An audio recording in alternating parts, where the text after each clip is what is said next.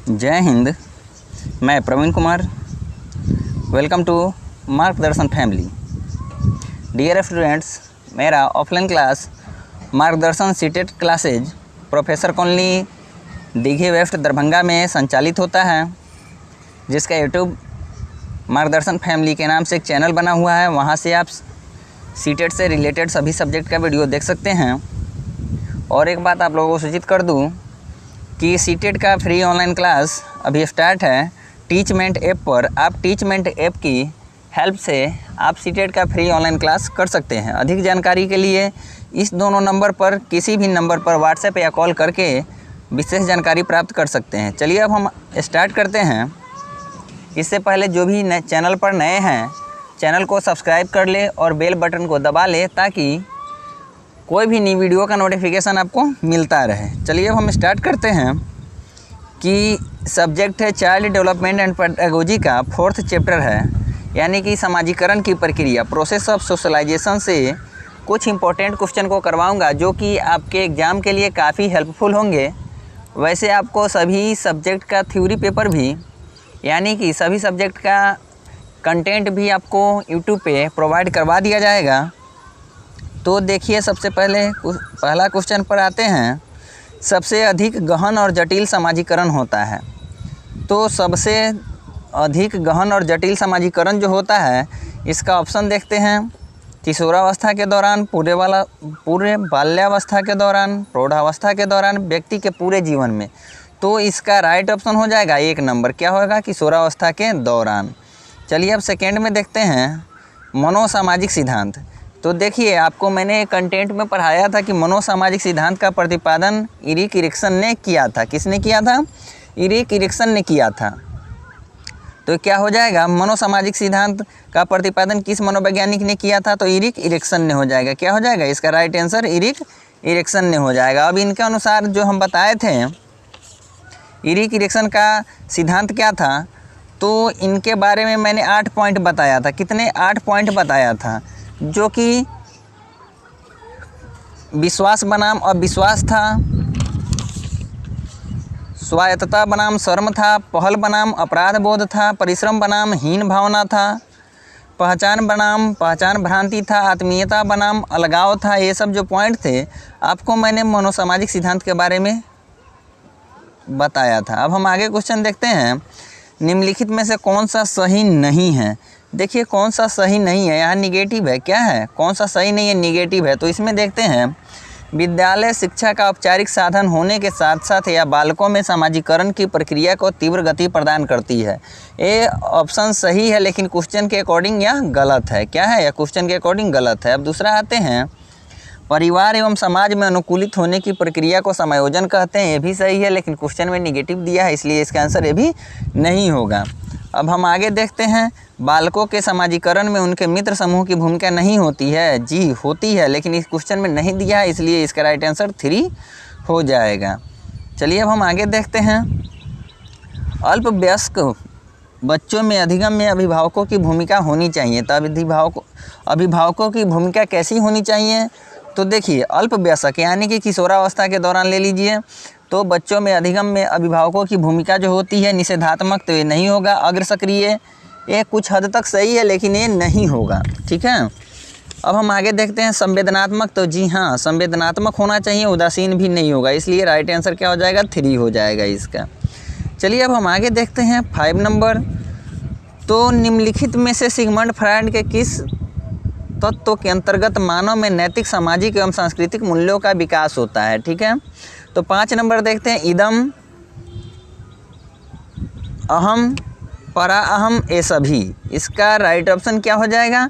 तो 5 का क्या होगा? देखिए, यहाँ पे दिया हुआ है कि किस तत्व के अंतर्गत मानव में नैतिक, सामाजिक एवं सांस्कृतिक मूल्यों का विकास होता है। तो आपको मैंने जब क्लास ले रहा था तो पढ़ाया था कि इदम, अहम, परा अहम, इसमें क्या होती है? सभी में अलग अलग होती है। हालांकि थोड़ा सा हिंट्स दे देता हूँ मैं।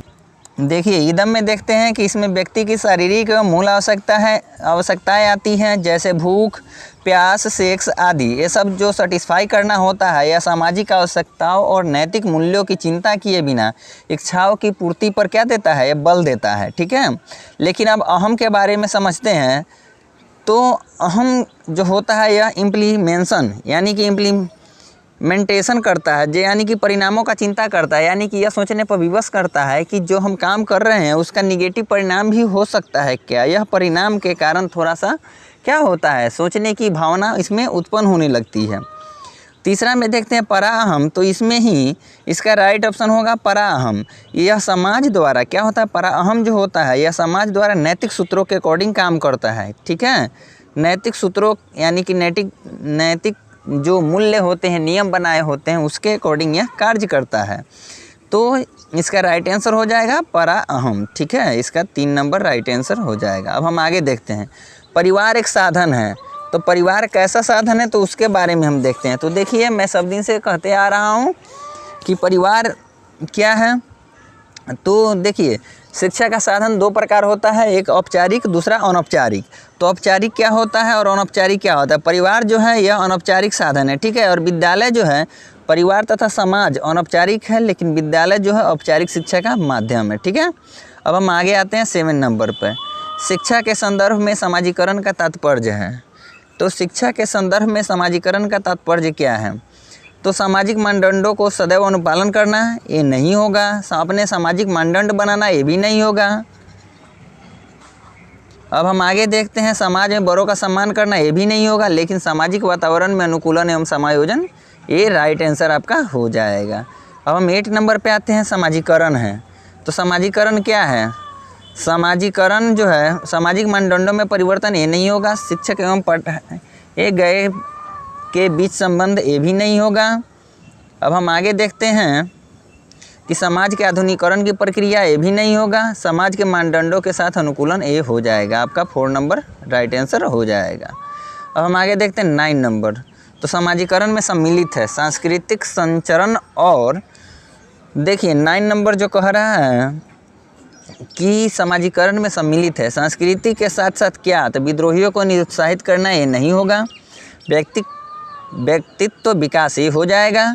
बच्चों को लेबल में समायोजित करना है, यहाँ थोड़ा सा मिस टाइप हो गया है, 1 मिनट में देख के अभी बता रहा हूँ आपको कि बच्चों के लेबल में समायोजित करना, ये नहीं होना चाहिए। 1 मिनट देखिए, ये दोनों क्या होगा, लेबलो होगा। लेबल जो होता है ना, एक क्रम लेबल, तो वहाँ हो जाएगा। तो इसका राइट आंसर 2 नंबर हो जाएगा। चलिए अब हम आगे देखते हैं 10 नंबर का, बच्चों में अच्छे चरित्र के निर्माण के लिए क्या करना चाहिए। तो देखिए, बच्चों के अच्छे चरित्र के निर्माण के लिए पाठ्य पुस्तकों में चरित्र निर्माण संबंधी पाठ होनी चाहिए, नहीं होगा।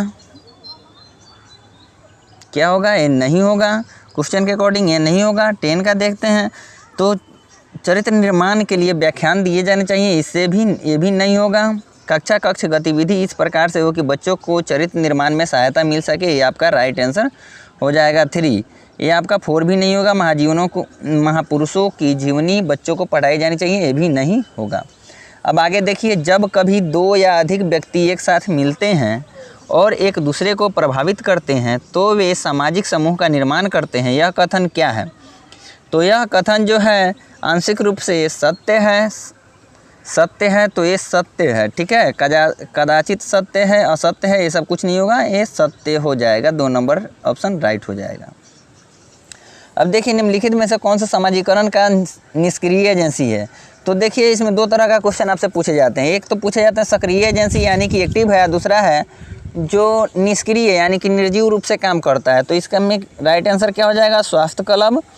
तो स्वास्थ्य क्लब नहीं होगा, निष्क्रिय पूछ रहा है तो स्वास्थ्य क्लब नहीं होगा। परिवार तो ये भी नहीं होगा, सब सक्रिय है। इको क्लब ये भी सक्रिय है, लेकिन सार्वजनिक पुस्तकालय है, वहाँ हम चुपचाप जाके बैठ सकते हैं, ना किसी से बोल सकते हैं ना कुछ कर सकते हैं, सिर्फ अपने से मतलब रख के अपना पढ़ाई कर सकते हैं। ठीक है, इसलिए 4 नंबर ऑप्शन राइट हो जाएगा।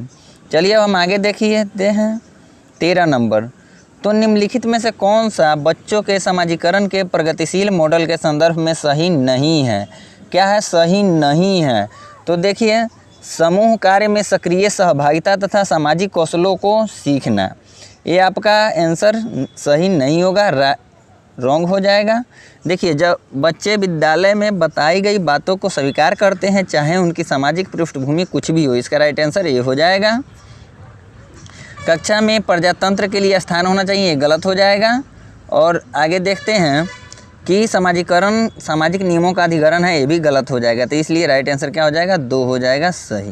अब हम आगे आते हैं 14 नंबर। तो समाजीकरण एक प्रक्रिया है। समाजीकरण कैसी प्रक्रिया है, तो देखिए 14 का कौन सा राइट आंसर हो जाएगा। तो पहला में है सामाजिक विश्वासों तथा अपेक्षाओं को अर्जित करने की। दूसरा जो है मित्रों के साथ सामाजिक बनने की, ये गलत हो जाएगा। घुलने मिलने तथा समायोजन की, ये भी गलत हो जाएगा।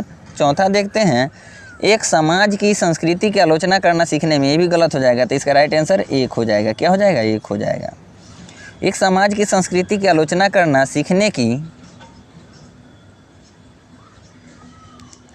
इसी का ऑप्शन है। तो 14 का ही है, एक क्या हो जाएगा, 14 का 1 हो जाएगा। आगे देखते हैं 15 नंबर। समाजीकरण की प्रक्रिया में शामिल नहीं है। तो समाजीकरण की प्रक्रिया में कौन सा शामिल नहीं है, तो देखिए समाजीकरण की प्रक्रिया में मूल्यों और विश्वासों का अर्जन, ये भी शामिल है, लेकिन इस क्वेश्चन के अकॉर्डिंग यह गलत हो जाएगा। अनुवांशिक संचरण, इस पर विचार करते हैं। एक संस्कृति और मानदंडों को सीखना, ये भी सही है, लेकिन क्या इसे क्वेश्चन के अकॉर्डिंग गलत है।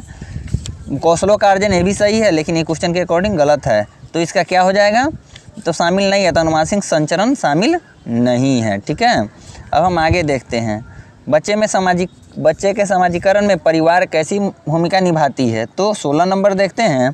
तो कम महत्वपूर्ण, रोमांचकारी, मुख्य, ये मुखिया नहीं होगा, क्या होगा, मुख्य हो जाएगा। क्या हो जाएगा, मुख्य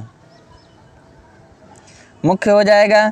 तो 16 का देखते हैं, तो ये मुख्य हो जाएगा। तो बच्चों के समाजीकरण में परिवार क्या होती है, मुख्य भूमिका निभाती है। मुखिया नहीं होगा, मुख्य भूमिका निभाती है। ठीक है, आगे देखते हैं कि एक प्रक्रिया है, डैश डैश डैश, एक प्रक्रिया है जिसके माध्यम से मानव शिशु समाज के सक्रिय सदस्य के रूप में निष्पादन करने के लिए आवश्यक कौशलों का आयोजन करना प्रारंभ करता है। तो देखिए इसका ऑप्शन देखते हैं, क्या हो जाएगा 17 का। तो सीखना नहीं होगा, परिपक्वता नहीं होगा, विकास नहीं होगा, इस समाजीकरण राइट आंसर हो जाएगा। चलिए देखते हैं 18 नंबर। निम्नलिखित में से कौन से समाजीकरण के गौणवाहक हो सकते हैं। तो गौणवाहक कौन सा हो सकता है, उसके आगे उसमें देखते हैं। तो 18 नंबर का देखते हैं। तो गौणवाहक परिवार, विद्यालय और पास पड़ोस, ये नहीं होगा। विद्यालय और निकटतम परिवार के सदस्य, ये आपका राइट आंसर 2 हो जाएगा। परिवार और रिश्तेदार, ये भी नहीं होगा। परिवार और पास पड़ोस, ये भी नहीं होगा। ठीक है, इसलिए 2 नंबर ऑप्शन राइट हो जाएगा। आगे देखते हैं विद्यालय और समाजीकरण के बारे में, निम्नलिखित में से क्या सत्य है। तो सत्य क्या है, तो समाजीकरण में विद्यालय की कोई भूमिका नहीं होती है। देखिए ये तो पहले ही गलत है, भूमिका होती है। तो ये क्या हो जाएगा, ये कभी नहीं होगा। क्या होगा, ये कभी नहीं होगा। अब हम आगे देखते हैं सेकेंड नंबर ऑप्शन, विद्यालय समाजीकरण का एक महत्वपूर्ण कारक है। जी हाँ है, राइट आंसर यही हो जाएगा। समाजीकरण में विद्यालय की बहुत थोड़ी भूमिका होती है, नहीं थोड़ी भूमिका नहीं होती, पूरी भूमिका होती है। विद्यालय समाजीकरण का पहला मुख्य कारक है, नहीं परिवार मुख्य कारक होता है, इसलिए ये भी ऑप्शन गलत है। तो इसका राइट आंसर 2 हो जाएगा। अब हम देखते हैं कि ये क्वेश्चन रिपीट हो गया, शिक्षा के संदर्भ में समाजीकरण से तात्पर्य क्वेश्चन रिपीट हो गया, इसलिए इसका राइट आंसर 1 हो जाएगा। तो आज के लिए इतना ही। आई होप आपको यह वीडियो पसंद आया होगा।